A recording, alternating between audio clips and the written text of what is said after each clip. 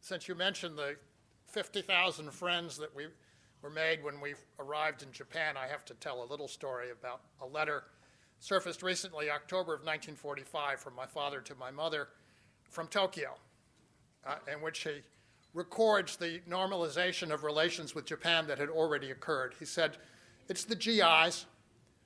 They share the road. They wait in line for the streetcar. And the liberal Japanese, who we know who are still surviving there, think they are wonderful people." Thanks again. I would like to invite the final panel to come up, and I will turn the chair over to Marshall Auerbach.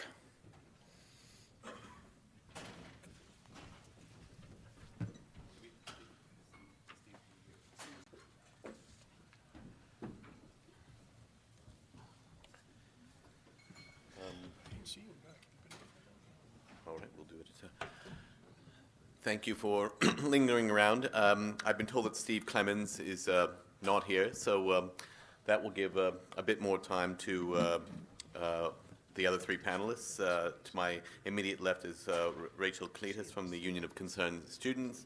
Next to her is Bruce Bartlett, every Democrat's favorite Reaganite, and finally my old friend Michael Lind from the New American. So I will start it off with Rachel, and I think restrict the speech to about 12 minutes or so, and then we'll have a lot of time for Q&A. So thanks a lot. I'm going to take that as a reflection on my youth, because we're the Union of Concerned Scientists. And sorry, I apologize. Oh, no problem. For those of you who are not familiar with UCS, we're an organization that believes good science has a very important place in making good policy. And not only that good science is not an ivory tower endeavor. In fact, every citizen has a right to have the access to facts and to be in a position to ask their policymakers to make choices based on those facts. So they have the right to intervene in the policy process using the best science we have available. And what I'm going to talk to you about today is one particular issue that perhaps exemplifies the need for good science in policymaking, and that's climate change. So I'm sure the basic science of climate change is not in dispute in this room, but it's probably not unfamiliar to you that outside this room, climate science, the discussion around climate science very often falls along the lines of, do you believe in climate change? From my perspective, this is not a belief system. This is science. It is not whether you believe or you don't. It just is. And we know that climate change is here. It's real. It's already having impacts both here in the US and around the world. And those impacts include worsening droughts, floods, sea level rise, ocean acidification, threats to public health, food shortages, and that these risks are only going to worsen with time if we don't take steps to cut our emissions as well as prepare for the changes underway. Now, from an economic perspective, we've heard climate change referred to as the greatest market failure of our time. It's the ultimate wicked problem. It's also a problem that's in the US become a hyper-partisan issue. And this is really the beginning of the gloom and doom section of my comments, because unfortunately our failure to address this problem has resulted in a situation where we're very likely to hurdle past the 2 degrees C threshold that many had held up as the goal for climate policy. At the rate we're going, we're headed towards 3, 4, and beyond. Now, that's not a reason to stop taking action. That's actually a reason to just double down and do much more. It's also a reason to invest in preparation. What we've seen in the last few years is more and more scientific evidence, the National Climate Assessment, the IPCC, latest IPCC reports that have been released over the last year, culminating with the synthesis report a few weeks ago, all of which lay out pretty clearly what the risks are and what we need to do about it. And that's actually the interesting part. We've known the solutions for a long time, because this is a problem that's anthropogenic, it's human caused, it's caused by the emissions from driving cars, generating electricity, cutting down tropical forests.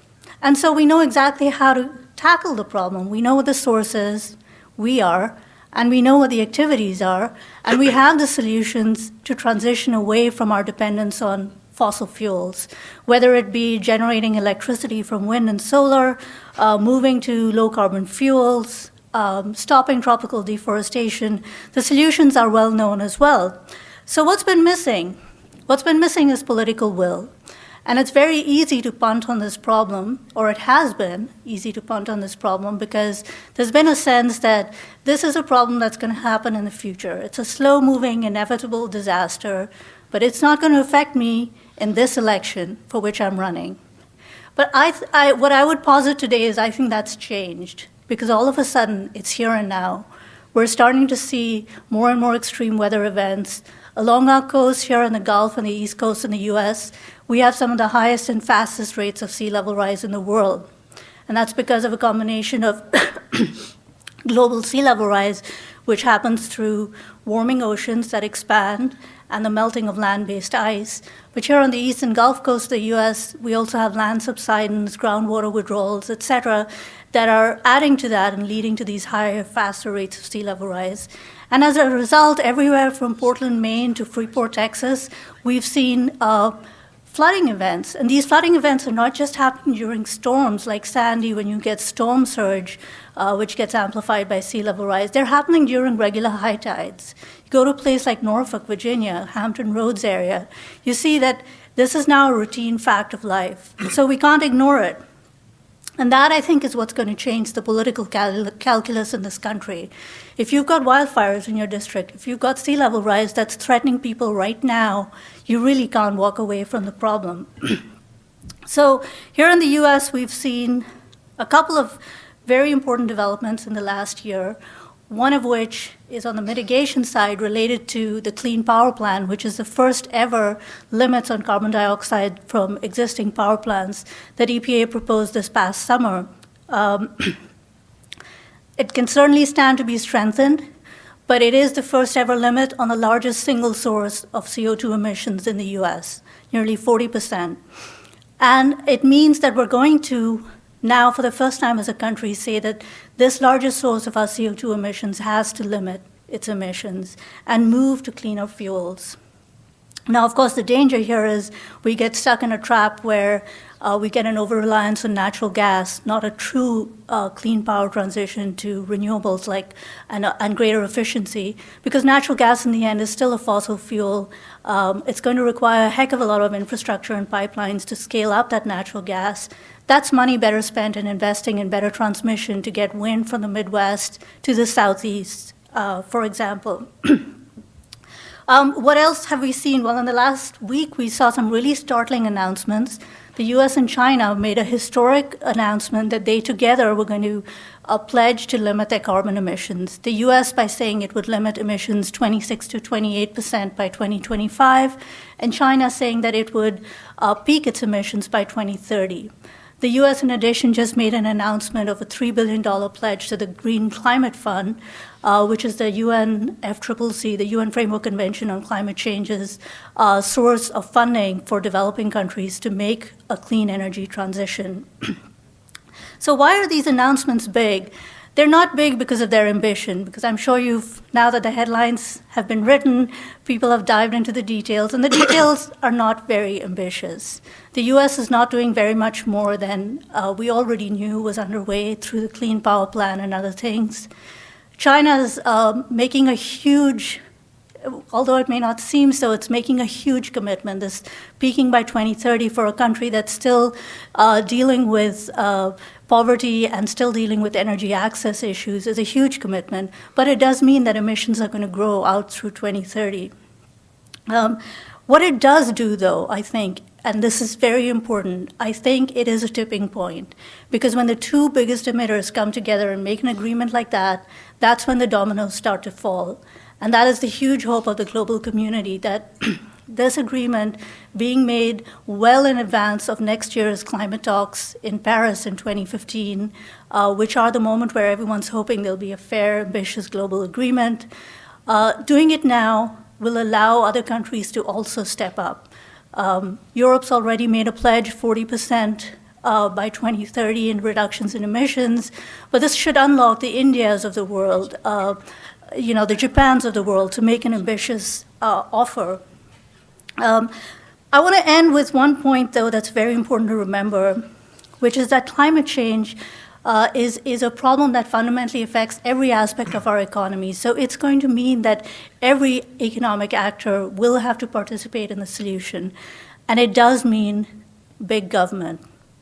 I'm putting it within quotes because personally I don't subscribe to the partisan conversation about that. But it does mean deliberate, ambitious government policy. This is not going to be taken care of by the market on its own. But yes, the market has a very important role to play. Putting a price on carbon is a very critical policy that can help unlock that market potential, provide the kind of incentives to the private sector to scale up clean energy. It's already happening. Wind and solar costs have been falling dramatically in the last few years, 40 to 60%, depending on the technology. But it's not happening fast enough, given the climate threat that we face. And finally, I think, just like others have pointed out in other contexts, the biggest problem that climate change poses is that it worsens inequality in the world. It is creating even worse of an impact on those who have had least to do with the emissions that we're currently causing climate change. And so any solution that's going to be fair and ambitious has to acknowledge that fact. And this is true right here in the US. If you look at events like Sandy and Katrina, we all know who got hit hardest, and who had the lights come on back the first. But this is also true globally. So there are people here today, people in the world today who don't have access to modern energy sources, don't have access to electricity. They need to get access before we even start talking about the fact that it needs to be low carbon energy. So we need to deal with this huge equity, moral, ethical consideration, even as we're trying to solve the climate problem. But I remain optimistic because I do think we have the solutions, and what's missing is political will. And political will can change on a dime if we just force our politicians to do it. This is one of those moments in time where citizens have to really speak up, know the facts, know the science, go to vote, make your politicians answerable on this issue of climate change, because it's going to affect our children, our grandchildren, and their children's lives fundamentally in the years to come. Thank you.